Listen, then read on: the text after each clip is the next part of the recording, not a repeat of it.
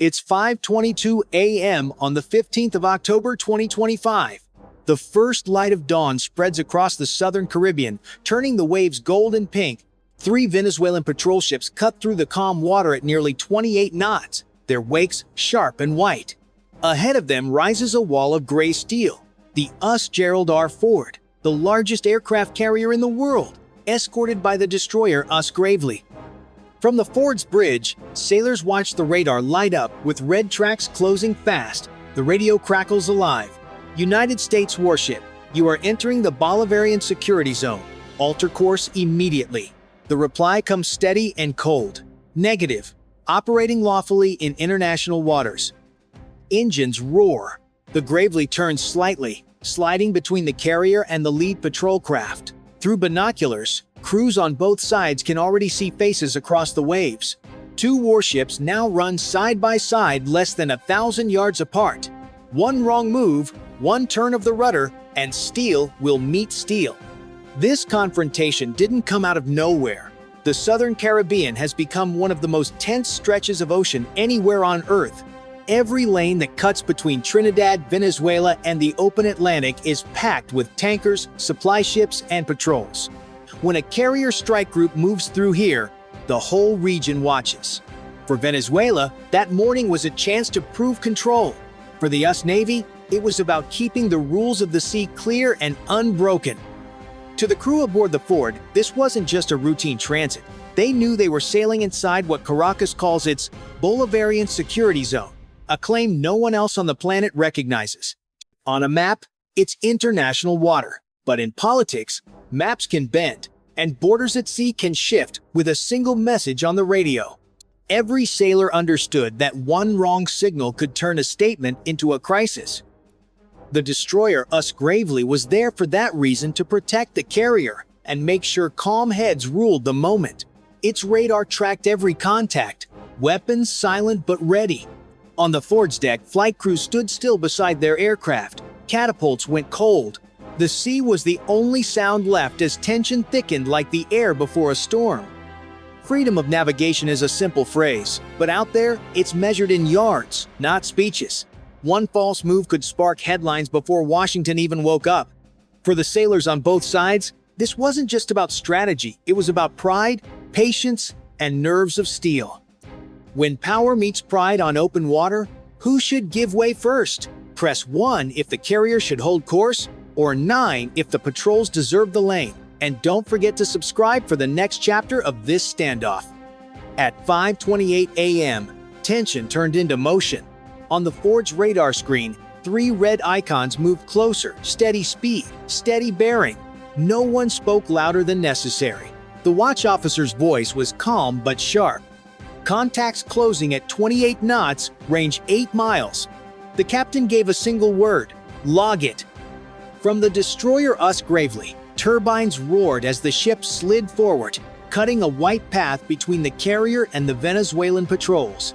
Her job was simple: protect the Ford, keep the peace, and hold the line. Inside the Combat Information Center, sailors stared at glowing screens as the range numbers dropped. 7.4, 6.2, 5.8. The closer the ships came, the quieter the room got. Outside, dawn light hit the sea like fire. Sailors leaned over the rails, binoculars up. Through the mist, they could now see the Venezuelan flags whipping in the wind, and the dark barrels of deck guns catching the Sunday. It wasn't an attack, but it wasn't friendly either. On the bridge, the radio crackled again. United States warship, you are ordered to alter course immediately. The response came in seconds. Negative. Operating lawfully in international waters. Recommend you maintain safe separation. Both sides knew the script, but neither wanted to blink first. From 800 feet above, a Seahawk helicopter lifted off the Ford's deck, its rotors scattering salt mist into the air. Its infrared cameras locked onto the formation below, bright heat spots moving fast across black water. Inside the helicopter, the crew filmed every angle, feeding live footage to the carrier's command center and straight to the Pentagon. Back on the Gravely, the Surface Watch called out, "CPA under 6 nautical miles." The captain nodded. "Copy. Maintain intercept posture." The destroyer edged right, keeping its bow between the carrier and the lead patrol craft. Everyone understood what that meant.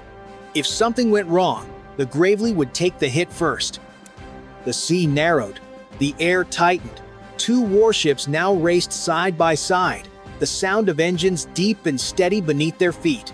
Cameras rolled, hands gripped steel rails, and every second felt longer than it should. For now, it was still a show of presence, not aggression, but one wrong second could change everything. Would you have stayed that steady if you were there? Press 1 if you'd hold the line, 9 if you'd fall back, and subscribe so you don't miss what happened next when both sides pushed closer than ever before.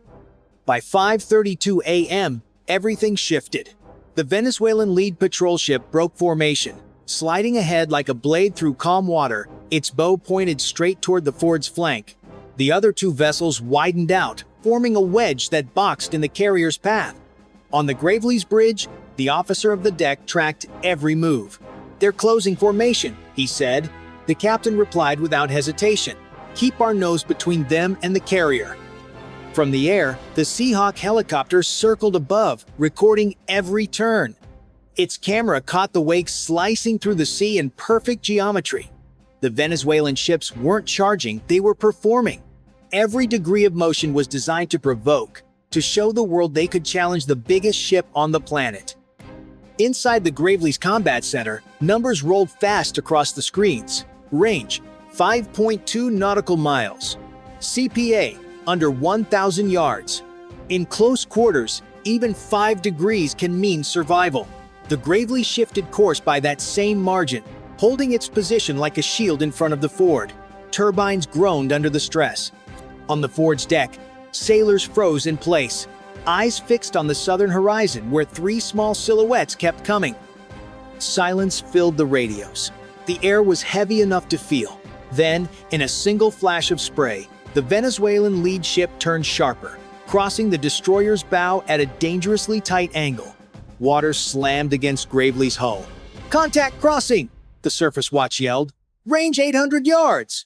The captain didn't blink. "Hold course!" he ordered. "Do not react!" The two ships plowed side by side for nearly 10 seconds, close enough that sailors could see each other's faces through the morning haze. Then the patrol craft backed off, its engines dropping power, its wake flattening. Just like that, the near collision was over. No cheers, no relief, only the low hum of turbines fading into the distance. The sea looked calm again, but no one believed it. Everyone knew they had just stared down a moment that could have changed history. By 5:39 a.m., the immediate danger had passed, or so it seemed. The Venezuelan ships slowed, drifting south as if to disengage. On the Ford's bridge, the mood eased just enough for sailors to exhale. But a few sharp eyes noticed something odd. The lead patrol craft wasn't retreating in a straight line. It angled across the Gravely's bow again, slower this time, just enough for the cameras on deck to catch it from the perfect angle. Minutes later, the reason became clear. From Caracas, grainy clips of the encounter began circulating online. In the shaky footage, the Ford and Gravely looked like they were yielding. The Venezuelan anchor called it a heroic defense of national waters. To the people watching at home, it looked like a victory. In reality, the Ford hadn't changed course by even a single degree. But perception travels faster than fact. On the destroyer, officers reviewed their own footage, knowing what was coming next. Every move, every turn had been recorded, yet it wouldn't matter. In the court of global opinion, the first video to reach the world usually wins. The Venezuelans had turned a failed interception into a political trophy. What no one saw on that broadcast, the narrator continues, was the Gravely's steady bow, locked on the same heading from start to finish. The US Navy held its line. The show had been for the cameras, not the battlefield. Still, the twist hit hard inside command centers across both nations, because this wasn't just a near miss anymore. It was a new kind of fight, one where images carried more weight than missiles. If you were in that control room watching your actions twisted on foreign screens, how would you react? Press 1 if you'd stay silent and let truth speak later. Or 9 if you'd go public to set the record straight, and make sure you subscribe to see how Washington and Caracas answered this move.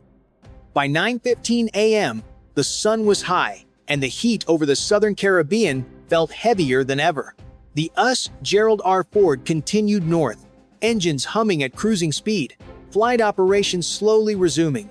On the deck, sailors moved with quiet focus, the earlier tension still lingering in the air.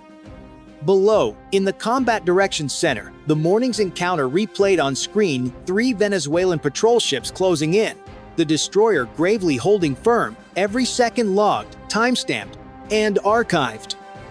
By then, the footage had already traveled thousands of miles.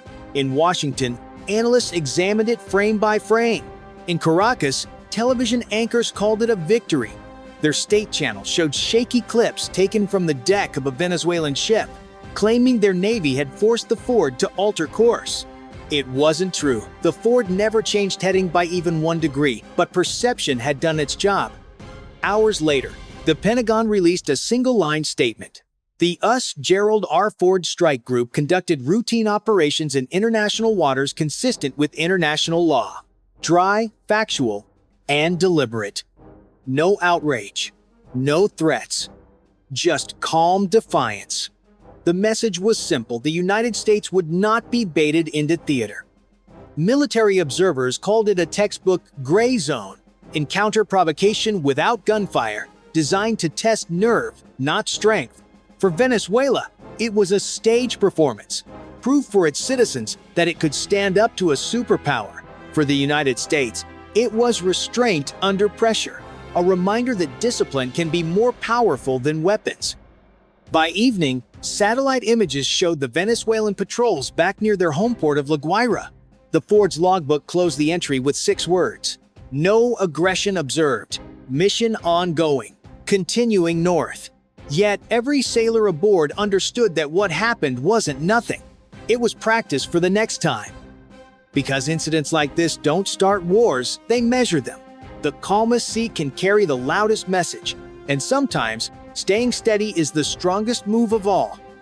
If you believe calm strength wins over noise, press 1.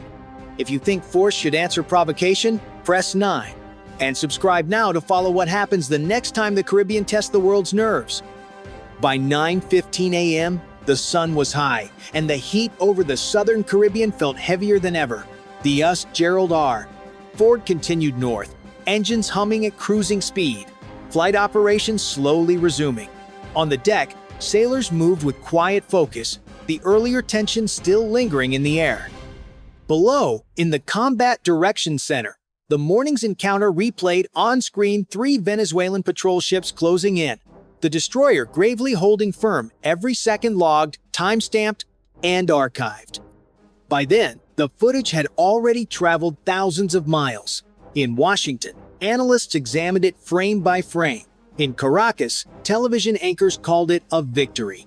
Their state channel showed shaky clips taken from the deck of a Venezuelan ship, claiming their navy had forced the Ford to alter course.